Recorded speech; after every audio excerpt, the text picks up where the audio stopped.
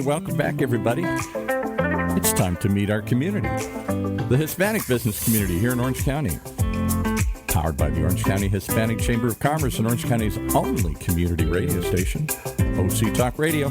Streaming live from our studios here at the University of California, Irvine's Beale Applied Innovation Center with the man who's always looking for good guests and always seems to get them here, John Gutierrez. Welcome, sir. Thank you. Welcome, folks, again to our community podcast show powered by the Orange County Hispanic Chamber of Commerce. I'm your host, Senior Vice President here at the Orange County Hispanic Chamber of Commerce, Mr. John Gutierrez. Thank you all for tuning in. We have a special guest today, Santa Ana Mayor, Mr. Vincent Sarmiento. Mr. Sarmiento graduated from the University of California, Berkeley with a Bachelor's of Science, Economics, and received his Juris Doctorate from the University of California, Los Angeles School of Law, which is, of course, UCLA. More recently, he attended the Kennedy School of Government at Harvard University and successfully completed a certificate program for senior executives in state and local government. Mr. Vince Sarmiento, thank you for being with us here today, sir. Hey, thank you, John. It's great to be here with you and your public. And look, it's a great time. Thank you for the invitation. I love the space. Well, we wanted to briefly just, of course, as everybody knows, we appreciate having you here and all you do in our community. And our show is really about getting to know you and all you do in the community and all you really have done in our community. And, of course, what's happening, what's going on. And so first and foremost, I know you're a Santanero, right? From looking at your history, of course, you went to Muir Elementary School, right? And also Sierra. It was an elementary school back then. Now it's an intermediate school. Interesting. I was confused because, yes, I remember that. And Willard Intermediate School, right? So tell us a little bit about you and growing up in Santa Ana and just your family, your hobbies, what you enjoyed growing up as a kid. So our family arrived in Santa Ana in 1965, right? And I was a year old. So for all your public, they now know my official age. We came to Santa Ana, and it was sort of our Ellis Island, our port of entry. And a unique fact for you and all your listeners, I am the first Bolivian American-born mayor of any large city in the United States. Viva Bolivia. Viva Bolivia. So we came from a little bit further than most of the immigrants in Santa Ana because 80% of the demographic in Santa Ana is from Mexico and another 10% from Vietnam and another 10% just mixed, right? So it's got a unique demographic, but for me as a Bolivian American, it's a unique history that I share with my friends from Mexico, my friends from Vietnam, and everywhere else because we come from so far, right? And it's right in the middle of South America. So when I got elected as mayor, man, I got so many requests to speak and interview because it was the first time that somebody had risen to a level of political government from Bolivia. And so it was kind of a unique thing. But look, to the extent that I am comfortable eating tortillas and frijoles and hot dogs and apple pie and pho, so, yes. We are Santaneros because I think we have such a variety of, not just food, but of culture and music and look, that's what makes us a beautiful community. A melting pot, right? Right. And for those people that don't know about Santana, you're going to hear a lot about everything going on in Santana today and all the topics we're going to hit today. Tell us a little bit about, where did you get this drive to be the man you are today? Tell us about your parents. Yeah, so I think all of us, our first teachers, I guess, or role models and mentors are our parents, right? And so my parents were first generation, recent arrival immigrants here. So they brought a lot of what they loved here, as immigrants. And, my parents were very close to, their Bolivian community. And I was raised in an environment where you give back, right? Public service, but it wasn't really labeled as public service. It was just more like helping people that, came to the community that were immigrants and how do you help them adapt. And so that sense of, of public service, I think, stayed with me as I went to, college, went on to law school. Once I finished, I brought, my family, and my family came with me back to Santana because my wife is from East Los Angeles. We met at Berkeley. It was kind of a culture shock for her, but, East Los Angeles and Santa Ana, not that different, So what both of us had this sense of wanting to give back. My wife is a public interest attorney. She represents families with children who have disabilities. Okay. And myself, I became a city commissioner because I wanted to do something in addition to my law practice, right? So I think as a child, you observe certain things and you just realize, we have this responsibility, right, to our neighbors. We have this responsibility to our city and our community. My mom has been doing, and she started a tradition with my dad, that in the downtown, they provide meals and toys every Christmas Eve for about 2,000 families. That's right? great. And it's something that we, started doing 30 years ago. They started, and we've kept the tradition going just because, again, it's a sense of giving rather than receiving. And we receive so much as a family that we felt like, hey, we needed to give something back. And I think that's where my drive came in. And, when there was a city council position available, because one of the council members in 2007 went off to the assembly, they left 2 years on their seat. So the council at that time appointed somebody rather than having a special election. So I've been serving as council member since 2007. My term ended in 2020, and that's when I ran for mayor and, was blessed enough to get the support of the residents for me to serve. I know you know Andre really well. We had him on the show last week, and I know part of the show when we talked was just everything that happened in the pandemic. And I remember being with you at his giveaways of the food and all that. And you were just out there, with the boxes. We're, loading up the cars. Tell us a little bit about all the challenges you faced as a mayor during the pandemic, please. Yeah, look, Andre, received a key to the city in addition to many other people that did, some incredible work, because I didn't sign up to be mayor during a pandemic. Nobody saw this, really happening. When it did impact us, it impacted us severely. So everybody probably remembers Santa Ana was the hardest hit community in the entire county. So we were the epicenter for the pandemic. We lost over 1,000 lives. We had people at one point when there were no vaccines testing, at 25%, at the 25 percentile. That means 1 in 4 people were testing positive when no vaccines were available, right?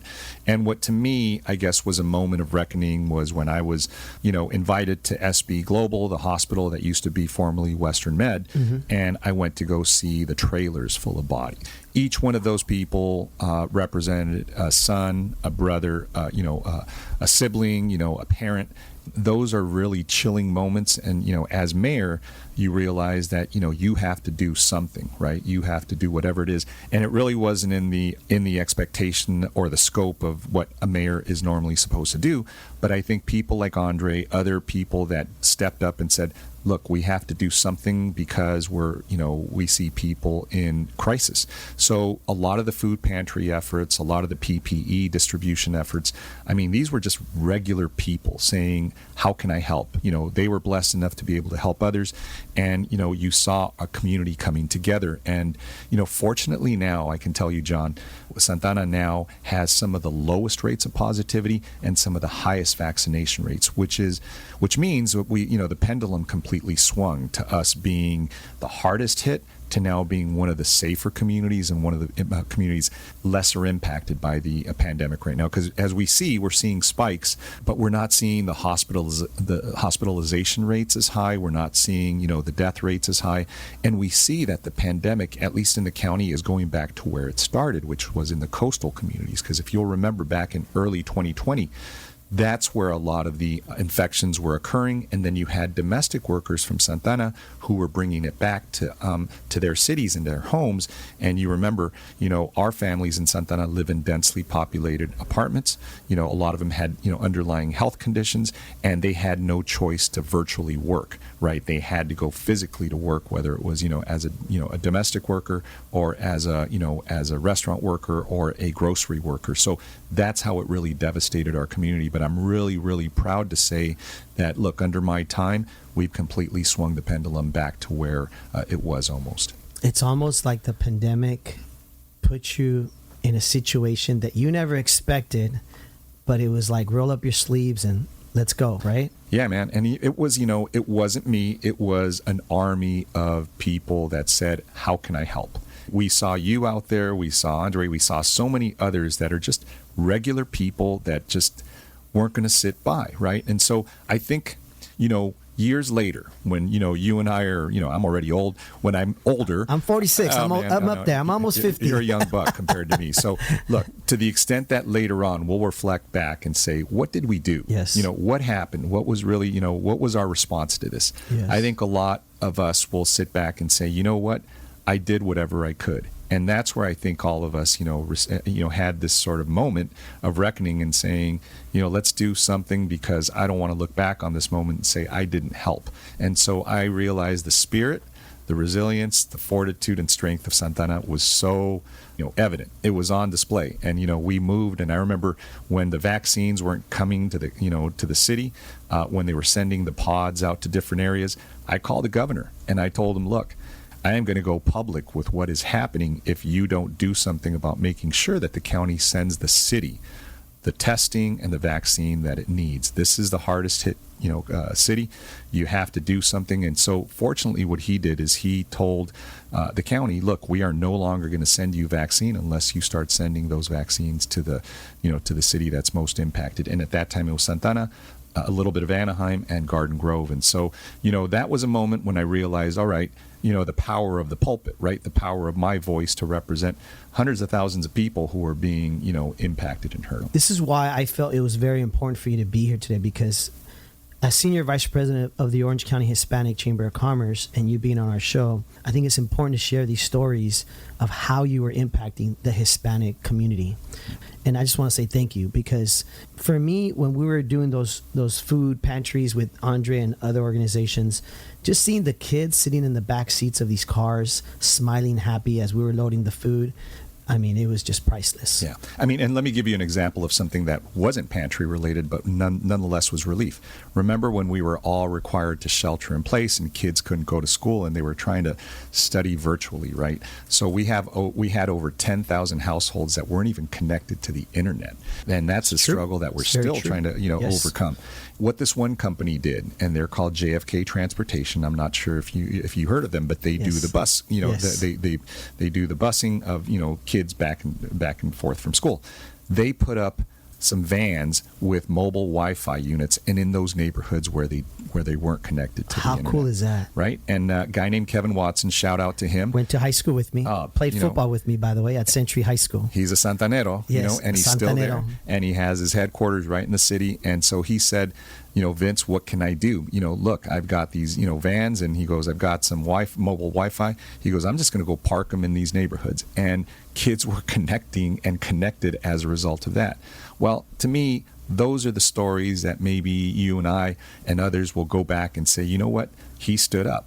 He's somebody who grew up in the city and realized there is, this is a crisis. I need to do something. And he did what he could. And so that got us through these moments. Well, thank you for that. I think it's important. The old saying says, when I do something good, nobody remembers. When I do something bad, nobody forgets. And it's so true. All this good stuff that happened in the community during the pandemic, it was just amazing. All these heroes. Let's talk about the state of the city. What's going on? What can you share with us in Santana? What's new? What's happening? Yeah.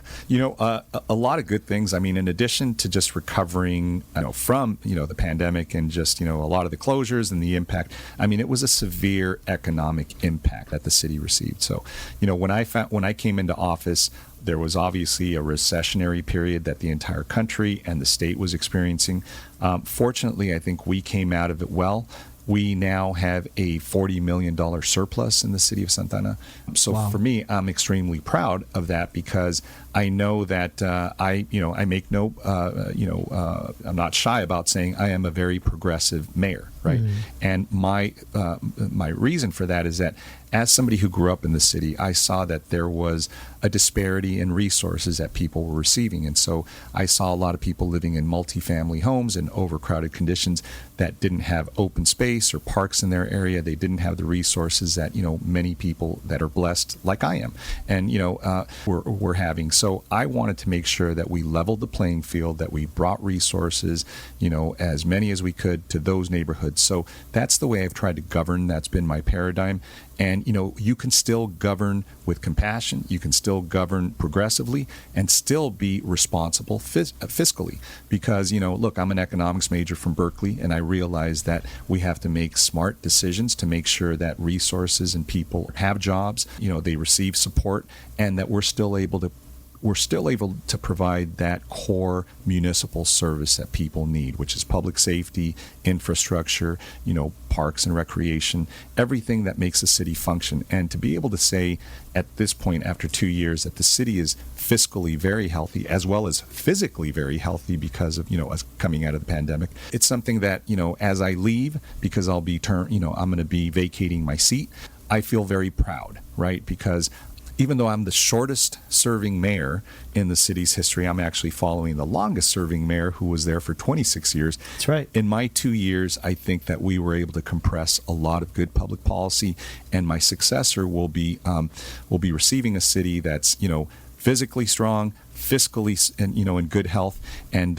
hopefully the city will continue to thrive because we've got great momentum right now. That's great. How do we overcome these challenges of the homelessness going on in the community? I mean, can you share with us maybe some ideas of how we're facing these challenges and overcoming them? Yeah, 100%. So, homelessness has impacted, Santana, again, more disproportionately than other communities because we are the county seat. So government services are in the city. So we have the Men's Central County Jail.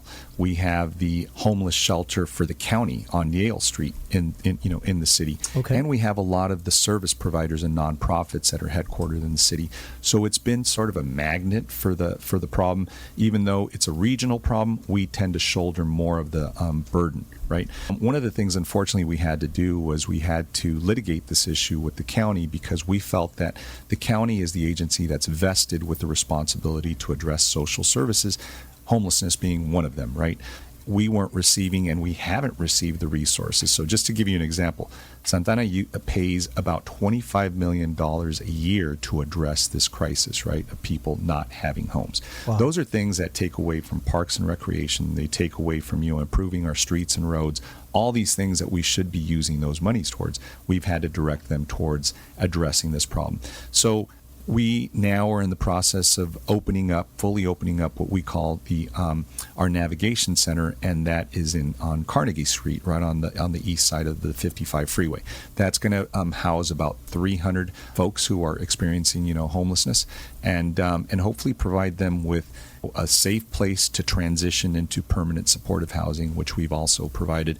I've been advocating really aggressively with the state to receive funding because Santana is one of the 13th largest cities in the state. We get direct funding from the state on issues like this. Mm-hmm. And so we've received monies for permanent supportive housing that we can use towards seeing, you've probably seen some of these underperforming hotels and motels that are really blighted. Yes. First Street, I think, right? On First Street, yes. We're trying to acquire. We've already done a few. We're trying to acquire some more and convert those into permanent supportive housing. So as people transition out of the navigation center, they can go ahead and, transition into a more stable environment and hopefully transition back into their own apartments, right? Yes.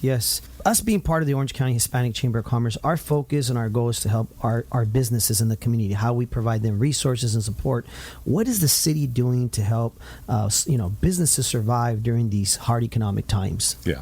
So, look, my hat's off to you all because, we work closely with the Santa Ana Chamber, but we work closely with your chamber. And the Hispanic Chamber uplifts a lot of the new businesses that are here and some of the ones that are just starting, right? And so many of them don't know how to navigate the banking process, financing, different things, that the city has to offer and the county has to offer. So what we tried to do, and this is one thing that I know during the pandemic we learned, as people couldn't be inside, we opened up, patios for them, and we funded those. So it was basically increasing a person's footprint by twice what they had. Sometimes their patios were bigger than the actual indoor area that they had. It's true. We were about to discontinue those, and people realized, and I objected to it because I said, if you look at Europe, you look at Latin America, everybody has outdoor space. It's just something that's a given. And for us, we have such beautiful weather and climate. Mm-hmm. Why wouldn't we enjoy being outside? Yes. It's healthier. It's nicer. We're able to interact with one another.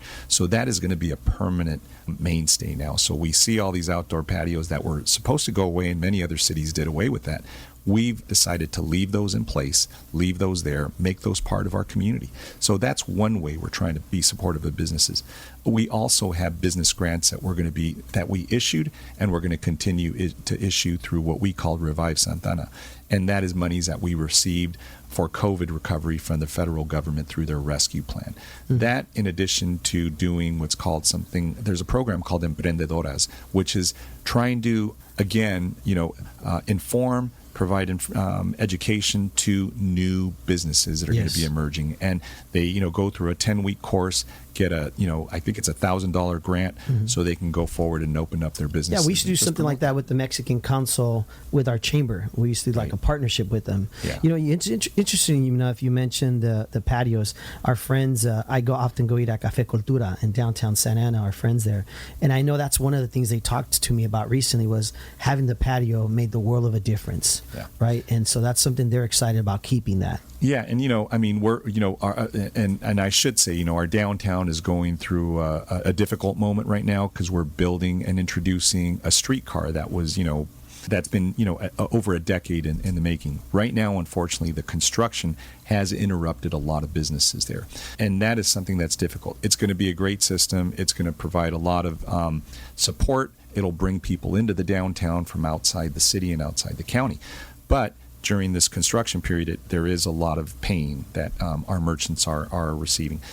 Fortunately, the city stepped up and has allocated $3 million in business interruption grants.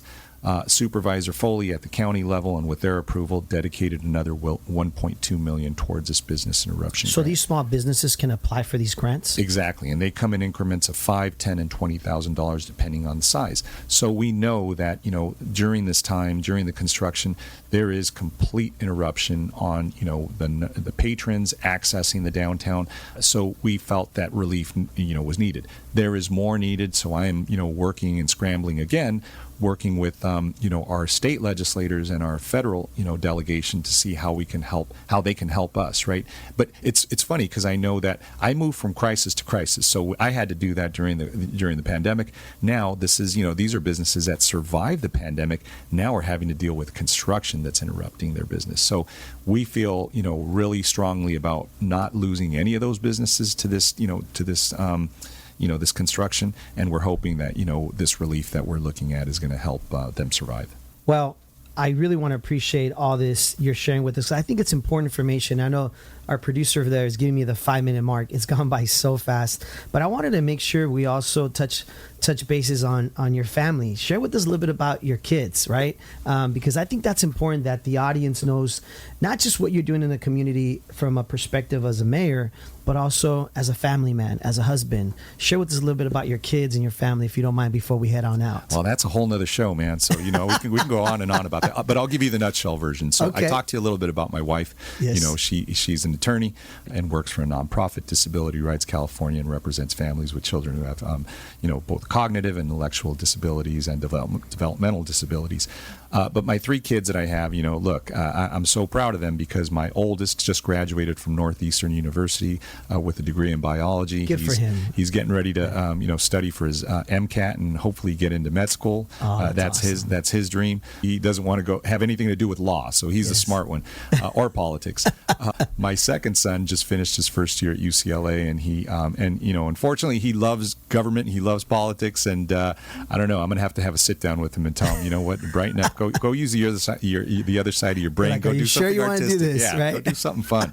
And my daughter is she's 16 years old. She's spending the summer in Manhattan. She's doing a pre-college program in NYU. So nice. They got all the brains from their mom, man. So they didn't get anything from me. So yeah, I'm just admiring them. But I miss 2 of them because I have 2 of them on the East Coast, and one of them is spending the summer with me. But with us. But yeah, man, I feel blessed because, what I do is difficult, right? Yes. What we all do is difficult. Yes. But knowing that, family is with you, it makes things a lot more, manageable. Well, Well, thank you so much for being here. Again, folks, we're here today with Santa Ana Mayor, Mr. Vincent Sarmiento. Please leave any comments if you wish on social media. Then we can always relay the questions to the mayor, because the whole goal of this is to continue the open lines of communication. Share the video and make sure you visit us at ochcc.com. We do have a really cool golf charity event coming up for the Chamber, August 30th here in Irvine at Strawberry Farm. So definitely look into that on our website. Mr. Mayor, thank you so much for being here. It's been an honor, and continue all success and wish you all the best. Thank you, John. Listen, those 30 minutes went by fast. Hopefully we'll do this again. Sounds good. Take it away, Paul.